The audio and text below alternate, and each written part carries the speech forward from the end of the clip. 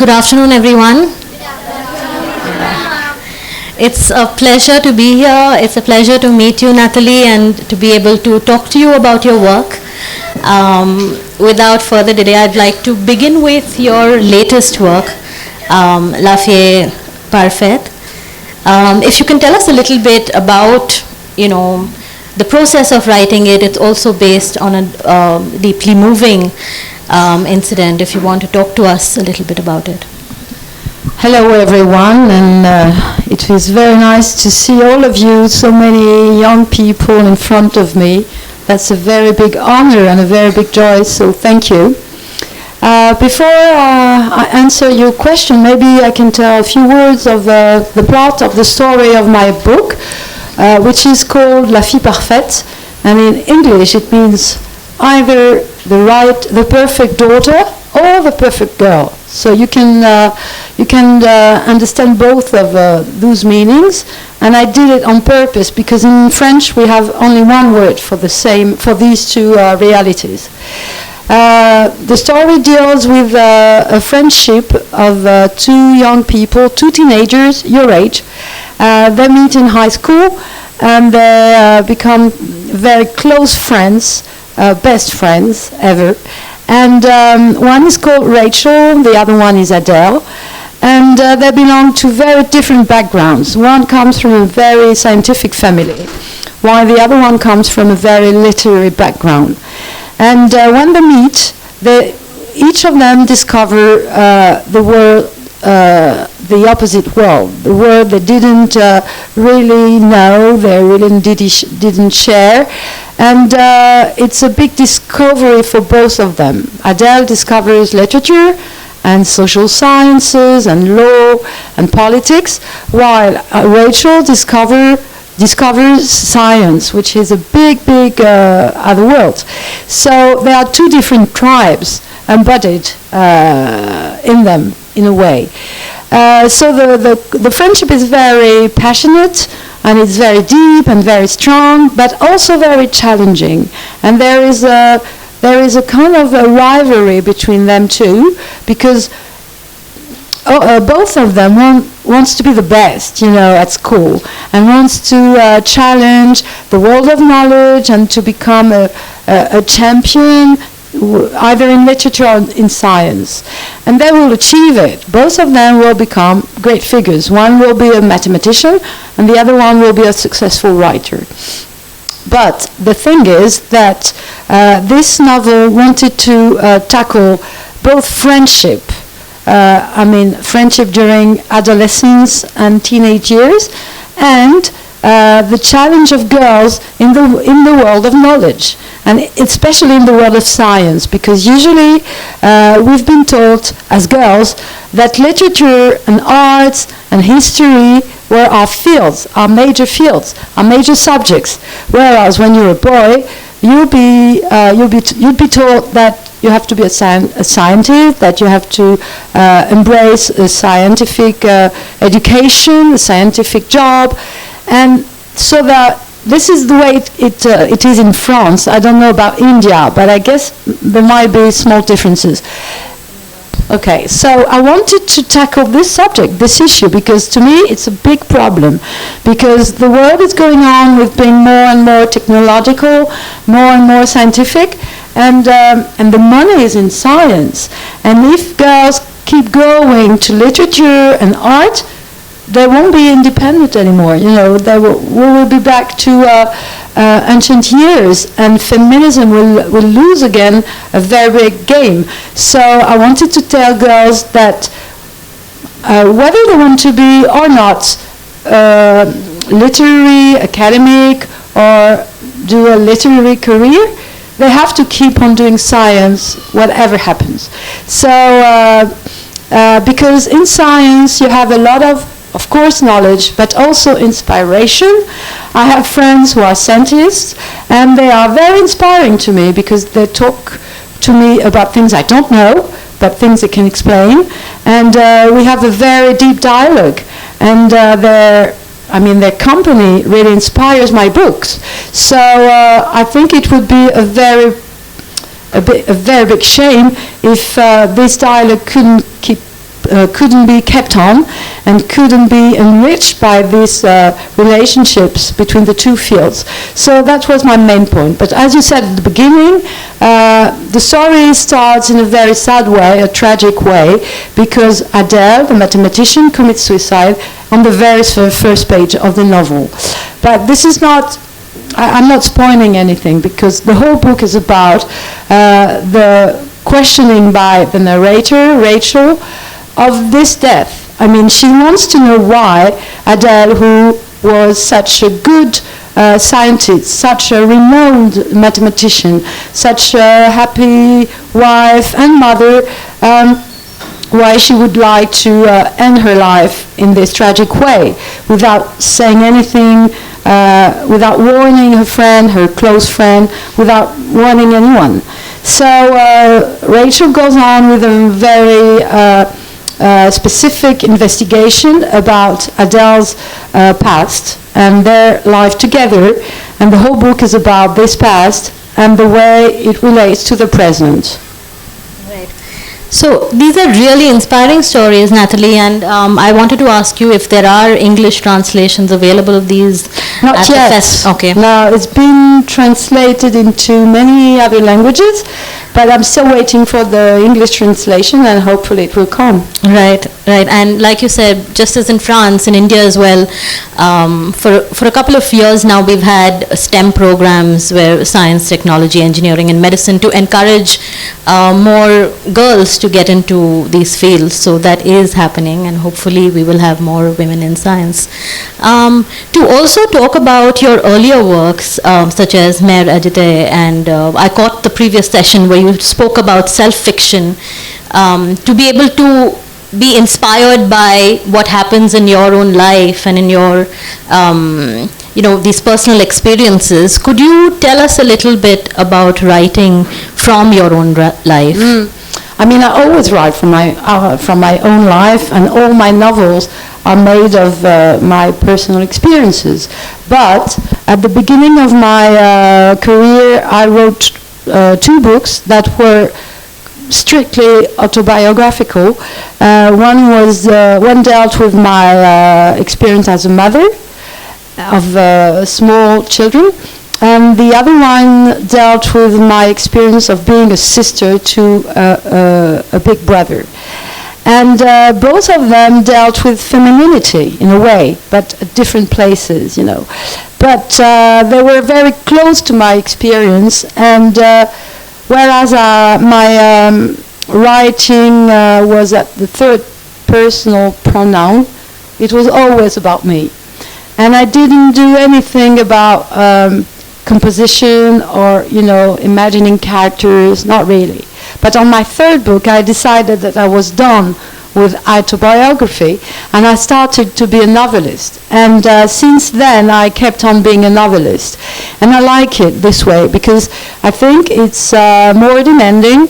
I think it's more difficult, because you have to compose a whole plot, you have to draw characters, you have to imagine scenes, you have to invent a lot more.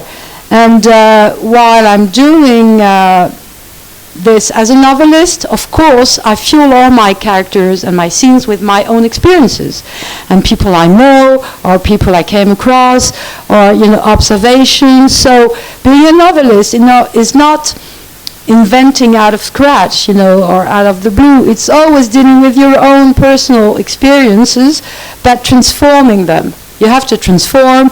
You have to make up things. You have to imagine new scenes and new stages and new frames, and this is art to me, and this is the way I like to do it. So since then, I have been writing 8 novels, and maybe I'm going to have a break with novel and start again with a new genre, a new kind of writing, which I would call non-fiction, but so that I will deal with a very personal experience, but not on a personal ground. I mean, what I really intend to do and aim at is to tell a personal story but in a universal way so that many readers can relate to it. But I'm not sure I will be able to do this because it's kind of difficult. And I have many models, examples of non-fiction, especially in the American and British world. I really like a lot. Maybe you might know these names like John Didion or Deborah Levy, I'm translating at this time, or Sigrid Nunez, who won a very big award in the States. And I really like the way they do it because at the same time it's personal, it's intimate, but it's not, outrageously personal. And I like it this way. And I like the narrative to keep on being modest. And sometimes in self-fiction and in non-fiction writing, you have a lot of obscenity. Things that shouldn't be told to the readers. So it's a very difficult and very delicate balance to keep and to hold. So I might try it. So I like to change my ways and to experiment new things. Otherwise, I'm getting bored with myself and with my writing. So you have to be, inventive. Right. Also looking at the audience here, I'd like to ask them a few questions so that we can move into... Of course. So how many of you like to write here? How many of you like to tell stories, write stories? All right, that's very hopeful. That's about 5 hands. Yes, great. Many people. So when you began writing, Natalie, if you can tell the audience, what is it that drew you to writing in the first place? Okay, so when I was a little girl, I used to grow on a very solitary way, because I had a lot of siblings, but unfortunately they were older than me and they had their lives. And my mother had me, as she was getting old, and so I grew up on my own. And so that I needed to talk to some people that were not there. So I started to write short stories and to stay in my room and, dealing with my imaginary characters. And then I went on studying literature, so I discovered a new and huge world that really enjoyed me a lot. And I discovered many major, writers I wanted to imitate. But as I was aiming at being a scholar, I didn't dare, challenging them. So then I quit the academic field, and I kind of recovered some liberty, some freedom, some audacity, and I could face again the desire to be a writer. So I started to write at this time. And what I would say to young writers or writers to be would be that you have to be very obsessive about your work. You have to think about it all the time, and you have to write all the time. As often as you can, every day if you can. And you can't be a writer and write once a month, for example. So you have to be very tenacious because it's a hard work, because it's a hard market, because many writers can't publish their works. So you got many negative letters from the publishers at the beginning. I had many. So you have to go on and to believe that maybe you can make it. And but my main advice would be that you have to be obsessive. Well, obsessive people are really hard to live with, but they make good writers or make good artists because they think about their work all the time, and this is the way you can make it. So you have to be obsessive, tenacious, and you have to work a lot, and most of all, you have to read a lot. You have to know a lot about what other people did before you, and how they did it, and how they managed to create new forms, new plots, new characters, new stories, so that it gives you, models and references. Otherwise, you will be, an ignorant writer, and no ignorant writer can be a good writer, to me. So this is my main advice. Right. You've also been translating a lot, and I wanted to ask you: is Wolf someone that you read a lot growing up? And could you tell us a little bit about the process of translating? Yeah, sure. I discovered Virginia Woolf when I was 20, so I read Mrs. Dalloway at this time. I enjoyed it a lot, but well, honestly, I wonder why, because I didn't understand anything about the story and about the character, because I was too young. But nevertheless, I enjoyed it because I could feel that there was something new in her writing, in her style, in her rhythm, in her poetry, and this was very striking. But then I went on without reading her, and well, except that I read her diary, and I read some other stories she wrote, but she was not a main figure for me for maybe 20 years. And then I went back to her, and I rediscovered Mrs. Dalloway, and during lockdown I reread Mrs. Dalloway, and I really enjoyed it a lot because I could relate to the character in a very more intense way, because I was her age.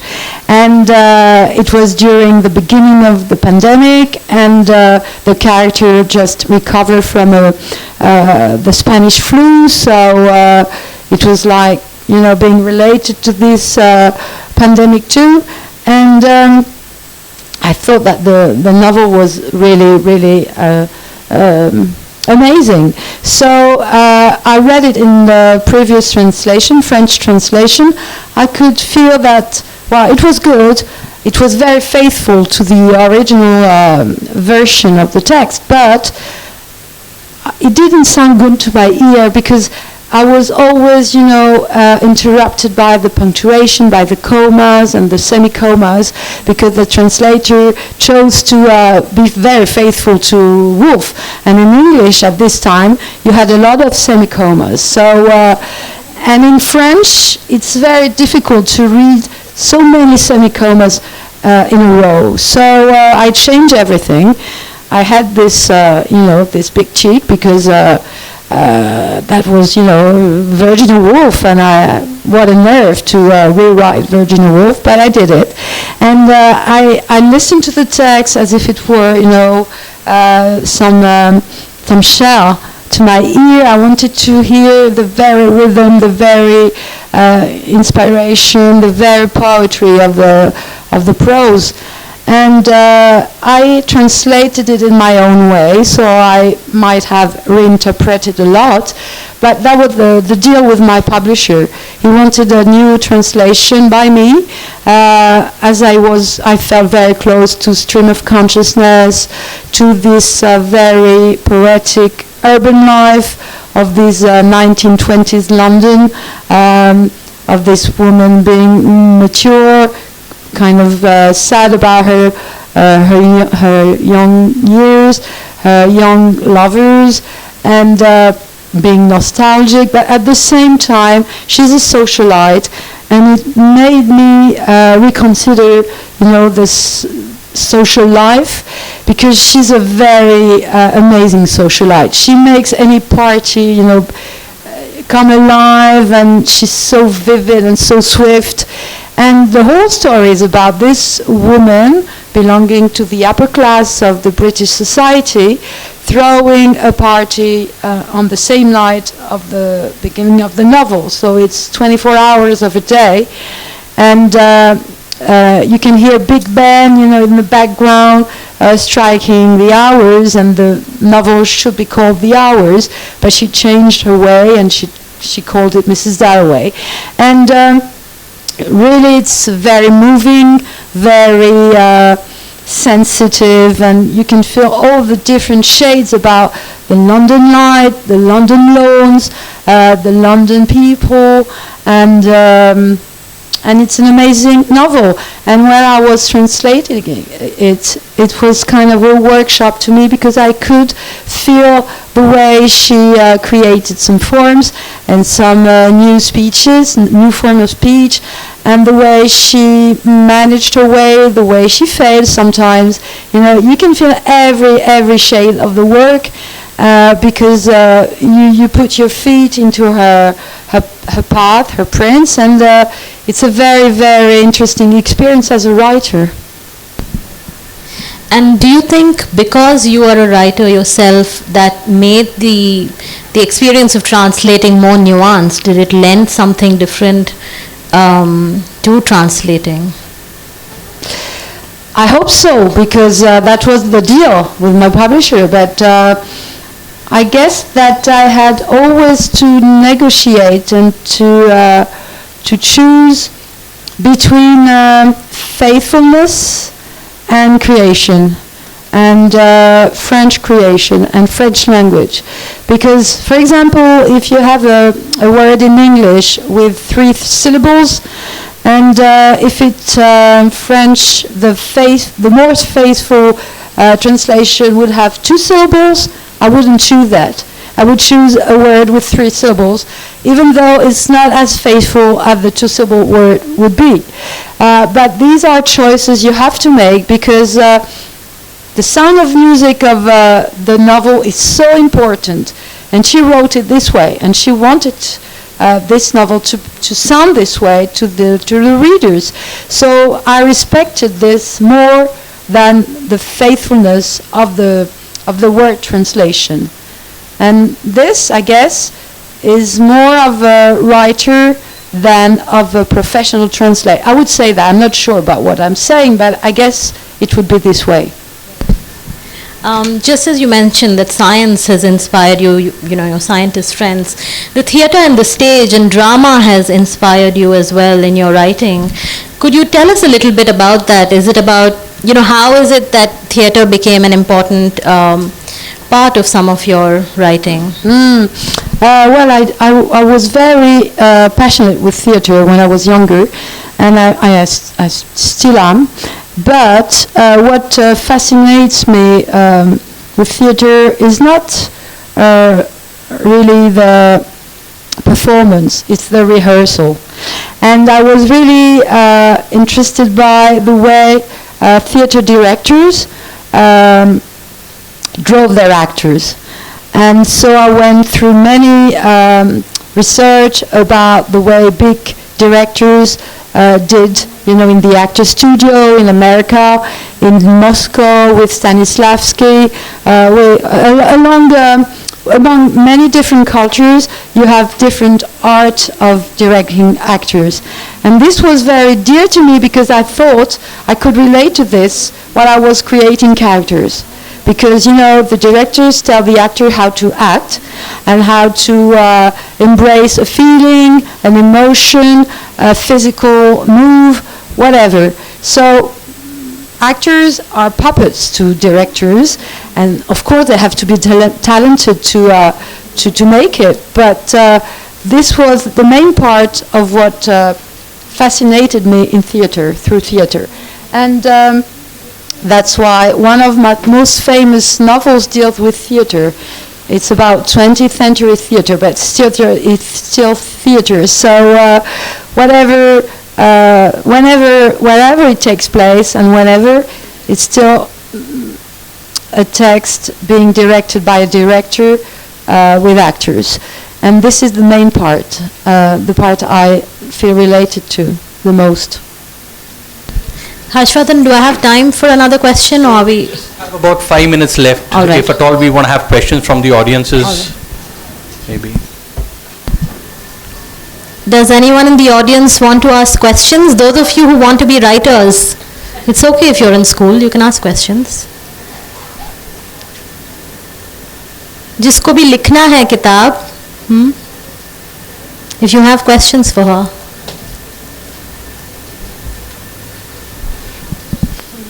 Yes, ma'am. Just a little curiosity that both Latika and I feel. Why rehearsals are more interesting for you than the final product? Why what? Rehearsals. Oh, because you can attend the directing of the director with his actors, because you can hear every hint, every indication, all the information the director gives his actor to act. And to me, it's the most interesting because I can see a novelist creating a character, at work. And, this is very personal, but I'd rather watch a rehearsal than a performance. Yeah, you can see the process, and you can see the conflicts, you can witness the disagreements, the propositions, whatever happened in a rehearsal. Even the violence sometimes. Good afternoon, ma'am. Unfortunately not, but I've seen many other directors, yeah. Oh yeah, but Ayan Mushkini is a major figure to you, yeah. I can tell why. Ma'am, who inspired you? Sorry?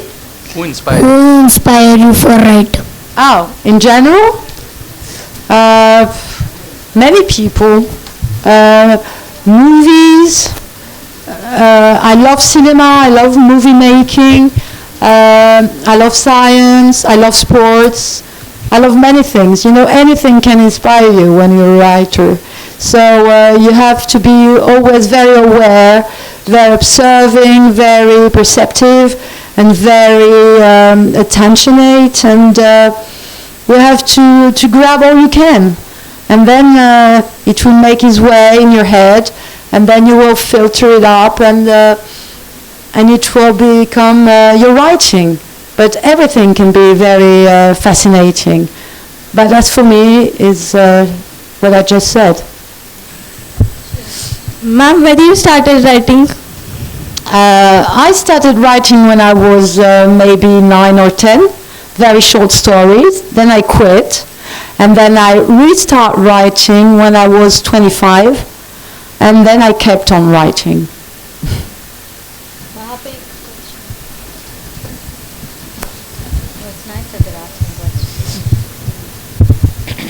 Ma'am, what we can do when the publisher or the people give the negative idea for your book?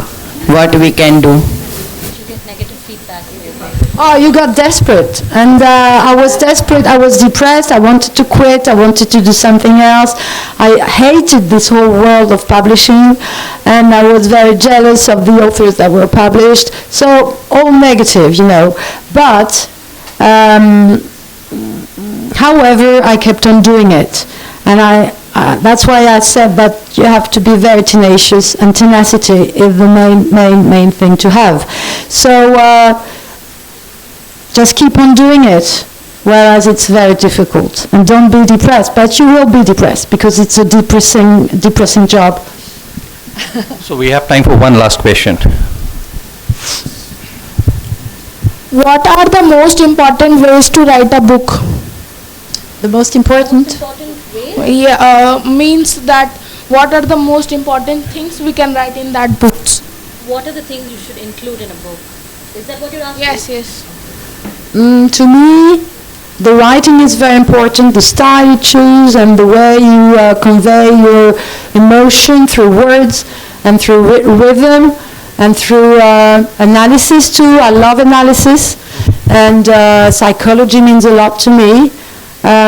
Social observation, depends, but it has to be art, so it has to have a very sophisticated shape and form.